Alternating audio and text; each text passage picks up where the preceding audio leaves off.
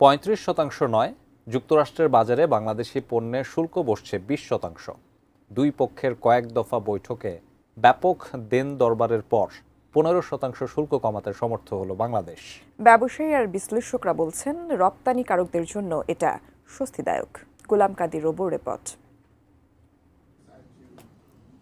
দেশের রপ্তানিকারকদের উদ্বেগ আর উৎকণ্ঠার অবসান হলো অনেকটাই। টানা কয়েকদিন আলোচনা আর দফা রফার পর অবশেষে যুক্তরাষ্ট্রে বাংলাদেশি পণ্যের ওপর শুল্ক কমল ১৫%। ফলে এখন নতুন করে শুল্ক দাঁড়ালো ২০%, যা যুক্তরাষ্ট্র শুরুতে আরোপ করেছিল ৩৭%, পরে তা আরও কমিয়ে করেছিল ৩৫%। নতুন সিদ্ধান্ত অনুযায়ী প্রতিযোগী দেশগুলোর শুল্কও প্রায় একই রকম। ফলে সুবিধাজনক অবস্থায় পৌঁছালো বাংলাদেশ। যুক্তরাষ্ট্রের বাজারে বাংলাদেশের বড় প্রতিযোগী ভিয়েতনাম, তার শুল্কও বসল ২০%, আর তার আগের আছে ৯%। আর বাংলাদেশ এর আগের ১৫% সহ এখন মোট শুল্ক দাঁড়ালো ৩৫%। সেই হিসেবে বাড়তি শুল্ক নিয়ে প্রতিযোগিতা সক্ষমতায় কতটা এগুলো বাংলাদেশ? ভালো খবর বা স্বস্তির বিষয় হচ্ছে আমাদের প্রতিদ্বন্দ্বী দেশ ভারত, পাকিস্তান, ভিয়েতনামের তুলনায় আমাদের ট্যারিফটা একই মাত্রায় আছে। ভারতের তুলনায় বরঞ্চ ৫% কম আছে।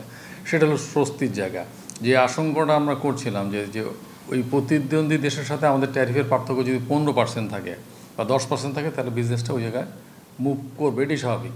তো এই সংখ্যাটা এখন কেটে গেছে।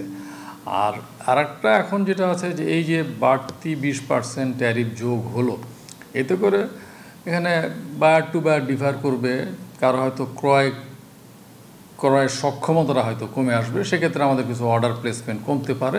অবশ্য এই সুবিধা পেতে বাংলাদেশকে মানতে হয়েছে অনেক কিছু, বিশেষ করে গম ও তুলা আমদানি বাড়ানো, ২৫টি বোয়িং বিমান কেনা এবং যুক্তরাষ্ট্রের পণ্যে শুল্ক ছাড়ের বিষয়ও আছে। অবশ্য অন্যান্য দেশগুলোকেও বাণিজ্য ঘাটতি কমানোর জন্য নানা সুবিধা দিতে হয়েছে যুক্তরাষ্ট্রকে। বাংলাদেশের যে কূটনীতিক বিজয়টা হয়েছে, এটা আমি বর্তমান প্রেক্ষাপটে বলবো বিজয়, কিন্তু এই বিজয়টা সাস্টেইনেবল কিনা সেটার জন্য চিন্তা করতে হবে ভবিষ্যতে এই ডাইনামিক্সটা কোথায় গিয়ে দাঁড়ায়।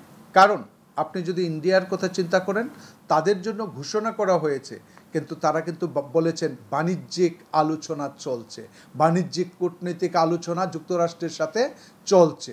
অতএব তারা কিন্তু এটাকে আবার পাল্টে যদি ১৫% করে, তখন কিন্তু বাংলাদেশের এই সফলতাটাকে সফলতা বলা যাবে না, তখন আরও বাণিজ্যিক কূটনীতির যে প্রয়োজন রয়েছে সেটা কিন্তু বলে দিচ্ছে। অতএব আমাদের চোখ কান খোলা রাখতে হবে যে অন্যান্য প্রতিযোগী রাষ্ট্রগুলা তাদের অবস্থান কোথায় দাঁড়ায়। একক দেশ হিসেবে যুক্তরাষ্ট্রই বাংলাদেশের সবচেয়ে বড় রপ্তানি বাজার, যেখানে গড়ে রপ্তানি হয় $৮ বিলিয়ন পণ্য, যার ৮০%-রও বেশি তৈরি পোশাক।